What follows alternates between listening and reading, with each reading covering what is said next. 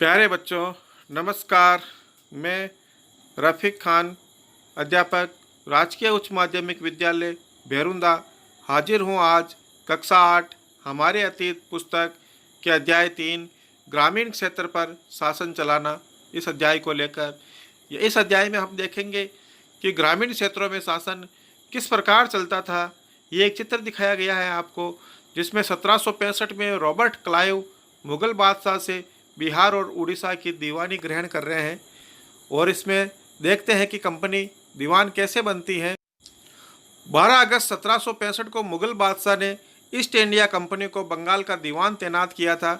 इस बात की पूरी संभावना है कि यह घटना मुट्ठी भर अंग्रेजों और हिंदुस्तानियों की मौजूदगी में रॉबर्ट क्लाइव के तंबू में घटी होगी, लेकिन ऊपर दिए गए चित्र में इस घटना को एक भव्य समारोह के रूप में दिखाया गया है।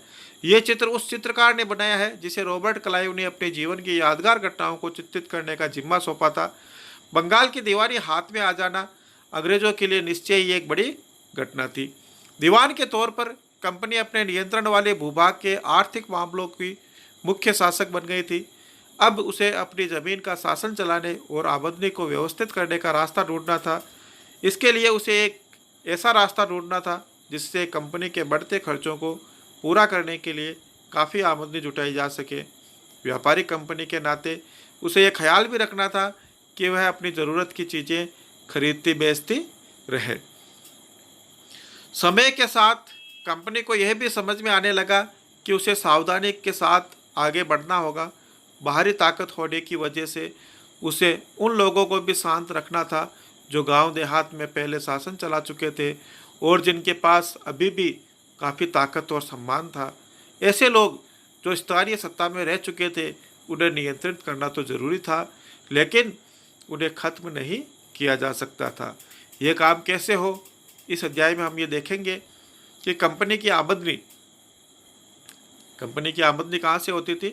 कंपनी दीवान तो बन गई, लेकिन अभी भी खुद को एक व्यापारी ही मानती थी। कंपनी भारी भरकम लगान तो चाहती थी, लेकिन उसके आकलन और वसूली की कोई नियमित व्यवस्था करने से हिचकिचा रही थी। उसकी कोशिश यही थी कि वह ज़्यादा से ज़्यादा राजस्व हासिल करे और कम से कम कीमत पर बढ़िया सूती और रेशमी कपड़ा पैर खरीदे। इसी कारण 5 साल के भीतर बंगाल में कंपनी द्वारा खरीदी जाने वाली चीज़ों का कुल मूल्य दोगुना हो चुका था। 1865 से पहले कंपनी ब्रिटेन और से सोने और चांदी का आयात करती थी और इन चीज़ों के बदले सामान खरीदती थी। अब बंगाल में इकट्ठा होने वाले पैसे से ही निर्यात के लिए चीज़ें खरीदी जा सकती थी। जल्दी ही यह जाहिर हो गया कि बंगाल की अर्थव्यवस्था एक गहरे संकट में फंसती जा रही है। कारीगर गांव छोड़कर भाग रहे थे क्योंकि उन्हें बहुत कम कीमत पर अपनी चीज़ें कंपनी को जबरन बेचनी पड़ती थी।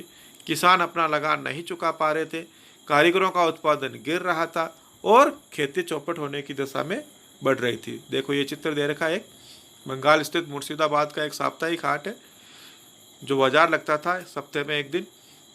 ग्रामीण इलाकों के किसान और कारीगर अपनी चीज़ें बेचने और ज़रूरत की चीज़ें खरीदने के लिए नियमित रूप से इन बाज़ारों में आते थे। आर्थिक संकट के समय इन बाज़ारों पर बुरा असर पड़ता था। 1770 में पड़े अकाल ने बंगाल में 1 करोड़ लोगों की मौत हो गई थी। खतरनाक अकाल पड़ा था, 1 करोड़ लोग नींद में सुला दिए गए। इस अकाल से लगभग 1/3 आबादी ही समाप्त हो गई थी। अब खेती में सुधार की ज़रूरत थी। अगर अर्थव्यवस्था संकट में थी तो क्या कंपनी अपने राजस्व आय के बारे में आश्वस्त रह सकती थी? कंपनी के ज़्यादातर अफसरों को यह लगने लगा कि ज़मीन में निवेश करना और खेती में सुधार लाना जरूरी है। यह काम किस तरह से किया जा सकता था, इस सवाल पर 2 दशकों तक बहस चली। आखिरकार कंपनी ने 1793 में क्या किया, स्थायी बंदोबस्त लागू कर दिया। इस बंदोबस्त की शर्त के हिसाब से राजाओं और तालुकदारों को जमींदारों के रूप में मान्यता दी गई। उन्हें किसानों से लगान वसूलने और कंपनी को राजस्व चुकाने का जिम्मा सौंपा गया। उनकी ओर से चुकाई जाने वाली राशि स्थायी रूप से तय कर दी गई। इसका मतलब यह था कि भविष्य में कभी भी इसमें इजाफा नहीं होगा। अंग्रेजों को लगता था कि उनमें सुधार नियमित रूप से राजस्व मिलता रहेगा और जमींदारों को जमीन में सुधार के लिए खर्च करने का प्रोत्साहन मिलेगा। उन्हें लगता था क्योंकि राज्य की ओर से राजस्व की मांग बढ़ने वाली नहीं थी, इसलिए जमींदार बढ़ते उत्पादन से फायदे में रहेंगे। लेकिन अब समस्या क्या थी? समस्या यह थी, मगर स्थायी बंदोबस्त ने भी यह समस्या पैदा कर दी कंपनी के अफसरों ने पाया कि अभी भी जमींदार जमीन में सुधार के लिए खर्चा नहीं कर रहे हैं। असल में कंपनी ने जो राजस्व तय किया था वह इतना ज़्यादा था कि उसको चुकाने के लिए जमींदारों को भारी परेशानी हो रही थी। जो जमींदार राजस्व चुकाने में विफल हो जाता था उसकी जमींदारी क्या कर लेते थे, छीन ली जाती थी और बहुत सारी जमींदारियों को बाकायदा नीलाम भी कर चुके थे। 19वीं सदी के पहले दशक तक हालात बदल चुके थे। बाजार में कीमतें बढ़ी और धीरे धीरे खेती का विस्तार होने लगा।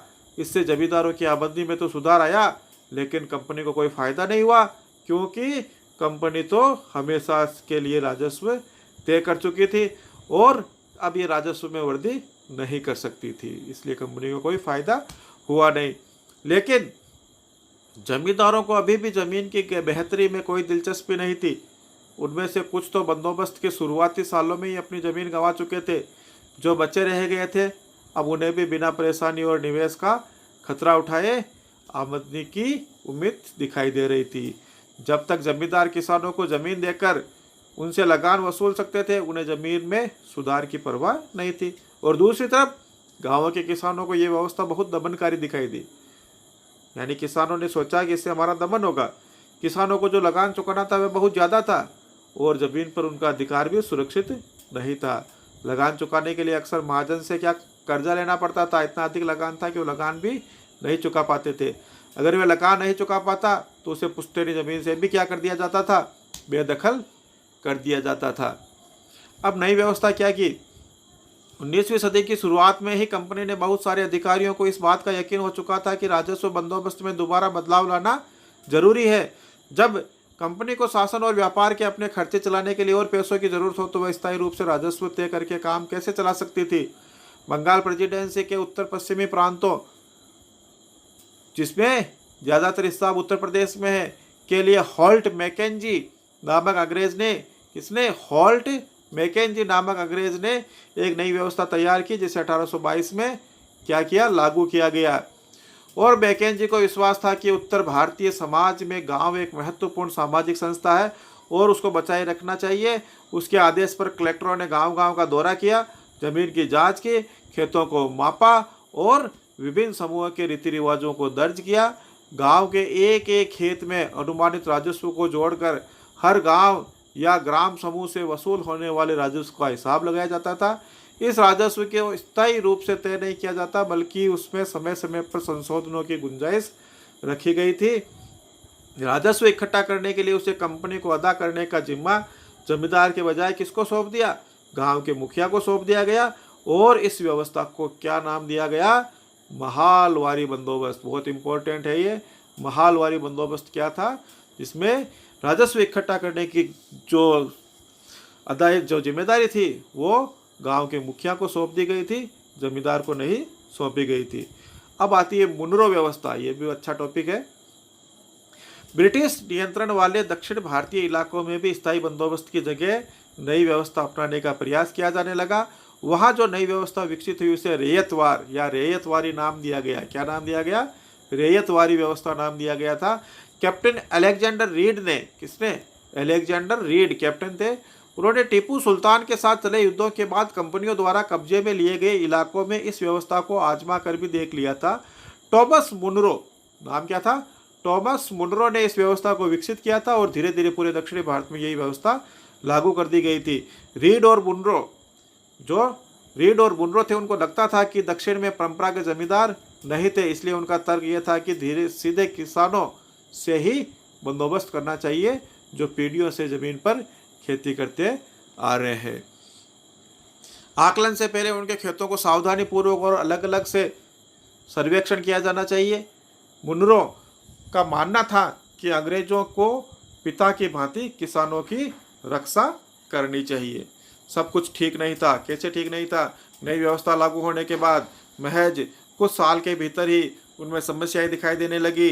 जमीन में होने वाली आमदनी बढ़ाने के चक्कर में राजस्व अधिकारियों ने बहुत ज़्यादा राजस्व तय कर दिया था। किसान राजस्व चुका नहीं पा रहे थे, रैयत गांवों से भाग रहे थे, बहुत सारे क्षेत्रों में गांव वीरान हो गए थे।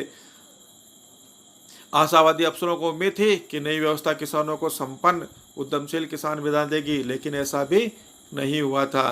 फिर आती है यूरोप के लिए फसलें। अंग्रेजों ने यह महसूस किया कि ग्रामीण इलाकों में न केवल राजस्व प्रदान कर सकते हैं बल्कि वहाँ यूरोप की ज़रूरतों के हिसाब से सही फसलें भी पैदा की जा सकती है। 18वीं सदी के आखिर तक कंपनी ने अफीम और नील की खेती किसकी अफीम और नील की खेती करने पर पूरा जोर लगा दिया। इसके बाद 150 साल तक अंग्रेज देश के विभिन्न भागों में किसी न किसी फसल के लिए किसानों को मजबूर करते रहे। कौन कौन सी? बंगाल में पटसन, असम में चाय, संयुक्त प्रांत में गन्ना, पंजाब में गेहूं और महाराष्ट्र और पंजाब में कपास और मद्रास में चावल। ये कैसे किया गया? अंग्रेजों ने अपनी ज़रूरतों की फसलों की खेती को फैलाने के लिए कई तरीके अपनाए। आइए इसी तरह की एक फसल उत्पादन की ऐसी ही एक पद्धति को अच्छी तरह से समझते हैं अपन। क्या रंग का भी कोई इतिहास है? देखो ये दो चित्र दे रखे हैं, एक कलमकारी छापा है 20वीं सदी का और एक है मॉरिस कॉटन छापा 19वीं सदी का। तो भारत के आंध्र प्रदेश के बुनकरों द्वारा बनाए गए कलमकारी छापे दिखाई दे रहे हैं। दूसरी तरफ ब्रिटेन के प्रसिद्ध कवि और कलाकार विलियम मॉरिस द्वारा बनाए गए फूल वाले छापे हैं। दोनों छापों में एक बात समान है कि दोनों में ही गहरे नीले रंग का इस्तेमाल किया गया है। इसे आमतौर पर क्या कहा जाता था? नील कहा जाता था। क्या आप जानते हैं यह रंग किस तरह पैदा किया जाता था? इन छापों में आपको जो नीला रंग दिखाया जा रहा है वह नील नाम के एक पौधे से निकाला जाता था। इस बात की काफ़ी संभावना है कि 19वीं सदी में कि ब्रिटेन में मॉरिस के छापों में इस्तेमाल किया गया नीला रंग भारत में उगने वाले नील के पौधों से ही तैयार किया गया होगा और उस समय भारत दुनिया में नील का सबसे बड़ा स्रोत था। तो भारतीय नील की मांग क्यों बढ़ी? नील का इतिहास क्या रहा? नील की खेती करने वाले किसानों की कैसी स्थिति थी और यूरोपीय बाजारों में नील की कितनी मांग थी? इसके बारे में हम अध्ययन कल करेंगे। धन्यवाद।